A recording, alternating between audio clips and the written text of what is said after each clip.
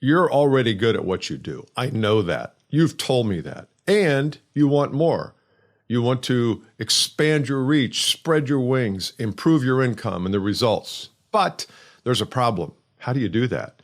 And with all the competing information and you listen to this guru and they say one thing and you listen to somebody else and they say something else. Well, I want to share with you today some first principles that I think will help us stay grounded as we seek to grow our business. I have 10 altogether. I'm going to talk about 5 today. I think this will really help you to center yourself so that you can explode into another area and realm of achievement. So stay tuned. I'm glad you're with me.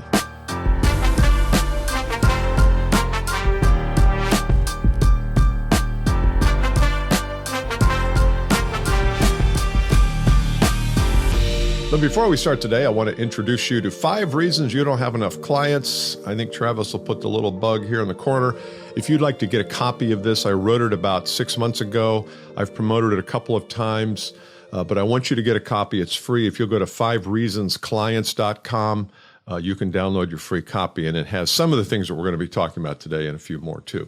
You know, sometimes when I do these podcasts, I like to have a topic but not get too hung up in all the details of it. So I'm going to riff a little bit on this topic of first principles. And here's what I see. I just finished a program last week in Denver, and it's an ongoing client. They invite me out every 6 months or so to come out and speak with their team.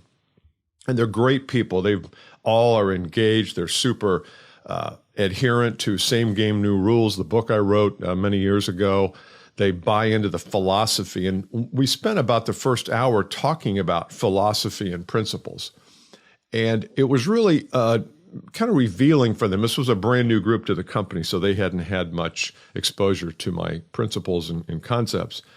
And it was really a good discussion because it reminded me how important the grounding of beliefs is in anything we do. And I know that you're listening to this because you're in sales or in business or a VP or a manager, and you're in customer acquisition, you're in the performance game in some way. And I think it's easy, as I said in my intro, to get distracted with all of the different systems and techniques and strategies and tactics and authors and podcasters. And I don't want to add to that. I know I add a fair amount to it because we do this every week. And I've got the Advanced Selling podcast too that we do. But I want to get back today here to some core principles. And if you can buy into these and believe in these, I think it changes everything for you. So let's get into this. And we're going to do this in probably 2 episodes, probably split it into 2. Principle number 1 is, and you're familiar with first principles. First principles is the concept. I can't remember if it was Aristotle or Seneca or Epictetus or one of those old dudes. They talked about it. They said we have to get back to first principles, the principles that can't be dissected anymore. It's the original principle of a certain part. So a principle is not make more calls. That's not a principle. That's a tactic or an action. The principle might be cold calls don't work. That would be a principle. And I'm not saying they don't, but that would be a matter of principle. So let's get back to some of these. Number 1, and you've heard me say this before, how we think determines how we act determines our results. If we want to change results sustainably, a very popular word today, and I like it, at least the way I'm saying it here, if we want to change our results sustainably, we have to do more than change how we act. It has to be more than action-oriented. I know we love action. I know you VPs of sales and salesmen, you love to know how many calls you make today, how many appointments we got, how many proposals we got going. But that's an output. That's an output that's dependent and contingent upon an input. And the input, it might even be not the right behavior to do. Because if you're in a bad state, I don't want you making calls. I want you to get in a good state. Go to the gym, go to the health food store, whatever you do to get in a good state before you start making calls. So I think a lot of times we go right to action, and we need to go to thinking. What's the thinking behind the action? Because if you get your thinking right, I'm going to give an example here in a second. If you get your thinking right, the action will be more organic. It will be the right thing to do. So here's an example of change of thinking, and I went through this with my client in Denver. I want to create the environment where the prospect is selling you, not where you're selling them. Create the environment where the prospect is selling you, not on using you, but selling you on the fact that they have a problem worth solving. That's a change of thinking. If you reframe selling to accommodate that change of thinking, your actions will change all the way through the sales process. You won't be the same person. You won't show up the same at work. You won't show up the same at a presentation. You won't show up the same anywhere in your life if you change that one little piece. So that's an example of if we change our thinking, we will change our results. And that's principle number one. First principle number one is thinking leads to action, action leads to results. Once you buy into that first principle, then everything is contingent upon your thinking and how you look at things and your perspective on things. Cool? All right, let's go to number two. Our identity is the only thing that matters. And what that means is our identity, how we see ourselves, how we construct ourselves and our brand and just who we are throughout the day is really the only thing that matters in terms of how we achieve. We will always live life congruent with how we see ourselves. So if you're a $1 million a year producer, let's say you're earning $1 million a year in income, you're not going to do the same things that this person that earns $50,000 a year are doing. You're just not. If I looked at you and I looked at them, I would see two totally different areas of conduct. I would see two different lifestyles. And I'm not talking about where you live or what you drive. I'm talking about how you do business. It's going to be totally different. So what that means is, that's a good thing, by the way, because if you're at the $100,000 level and you want to get to the $1 million level, which I think is possible if you have that kind of upside in your business, then you have to see yourself as that person. You have to identify, you have to change your identity to be that person. I'm not saying change yourself, change your values, change your religion, sub out your family. No, I'm saying that your identity must change. How you see yourself must change. And that's a good thing too, because if that's a first principle, that how we identify in the world in terms of our own beliefs and principles will determine what we get in the world, all we have to do is change how we think about ourselves. That should be inspiring to you. So we get out of that state of saying, well, it's just me. I'm just always, Bill, you're always late. Yeah, it's just me.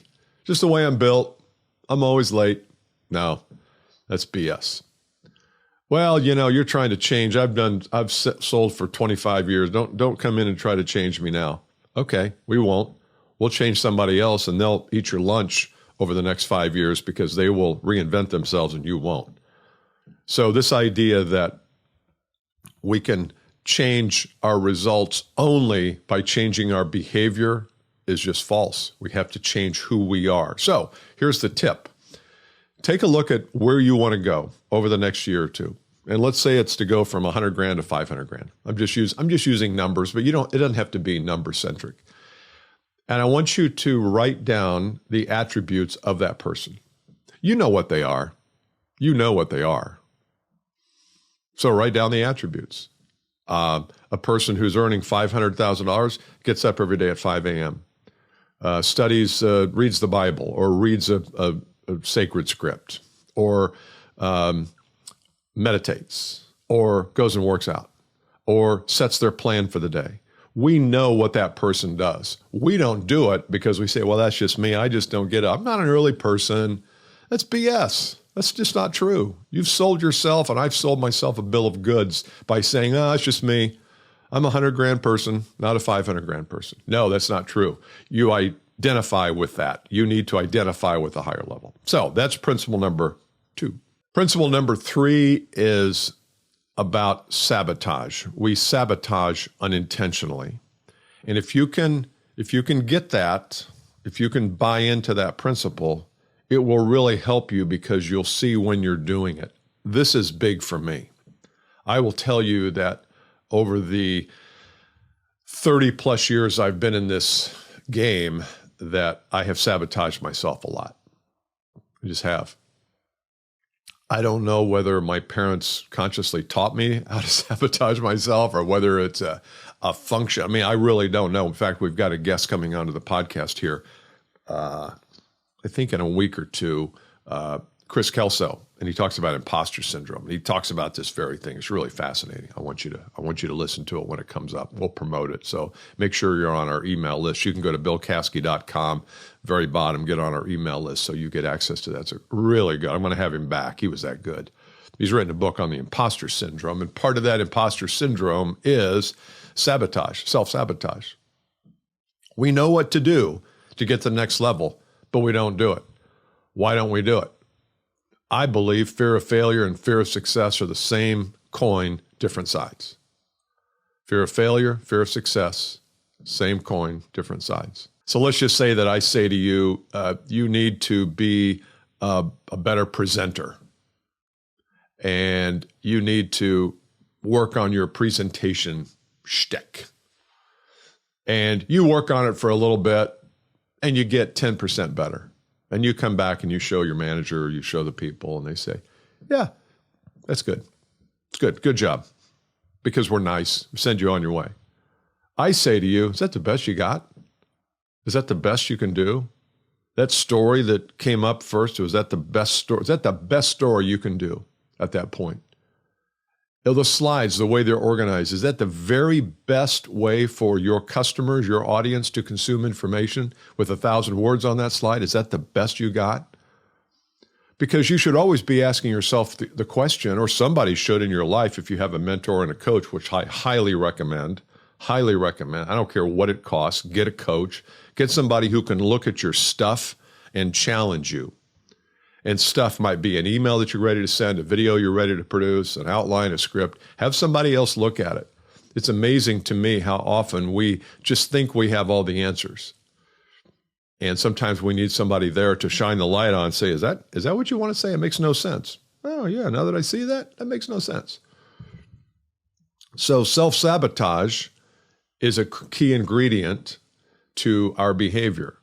And if you are in a place where you want to get to another level, I know you do, as I said in the intro, everybody wants to get to the next level, but it's sometimes confusing how to get there. One way to get there is to understand what's stopping you and what you're doing to sabotage yourself. Because I can almost guarantee you there is something. You may not be aware of it, but there is something. Number 4, the game is the way you say it is. The game is the way you say it is, meaning that you are the architect. You are the person who architects and constructs your own methods and processes and systems. It is not up to somebody else to do that. Now, you may be in a company where the company says, you will do it this way, you will dress this way. Remember back in the 70s and 80s, IBM, they always wore blue suits. They always looked so good. You could see them coming a mile away, kind of like the Mormons when they were out in, or Seventh-day Adventists, I guess. I don't know who it was, but you always knew who they were because they were dressed in a certain way. Same with IBM people. But you have to architect your own destiny.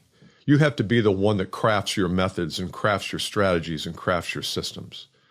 Because the way somebody else will craft that won't fit your personality. So if I said to you, you want to get from 100 to 500, we keep using that. You want to get from 100 to 500,000 a year. There are systems that are not in place now that need to be in place. So what are those systems? Don't wait for somebody else to create the system for you. Don't wait for them. You have to architect that system. You have to architect your own strategy. If one of your strategies is, I've got 5,000 people in a Northwest Philly suburb that I want to be calling on, well, what are you going to do that? What's your strategy? Is it making calls one at a time? Really? It's going to be your strategy? How's that going to work at the end of Wednesday when you say, I'm done with these calls? What else can you do? What is your strategy? And the idea there is that you are the architect. So we can talk about strategy, but if you don't buy into the first principle that you're the architect of your destiny, it's up to you to invest in yourself and to execute systems and plans. So I hope these 4 principles that we've shared today, I was going to do 5, but I've got a few more. We'll do them next week. Are helping you to see that there is a grounding, there's a center point, that if you wrap your legs around this and arms around this, I don't know what you're wrapping your legs or arms around, but if you wrap your mind around this, that's better. I think you'll be more prosperous because you'll be able to navigate based on solid ground. You'll be standing on solid ground with these first principles. Once again, if you want to go to download my freebie, it's called 5 Reasons You Don't Have Enough Clients, 5reasonsclients.com. I think Travis put it up front, and we'll put it in the show notes as well. Like and subscribe. If you're watching this on YouTube, make sure you subscribe to the channel, and that way you'll get access to some of these interviews that we have coming up. And I always appreciate it if you could write a review. I know I'm giving you lots of assignments here, but write a review on iTunes, on Apple for the podcast. I hope this has been helpful today. I really do. I think this first principle thing is important. We'll come back to do more next week. Bye.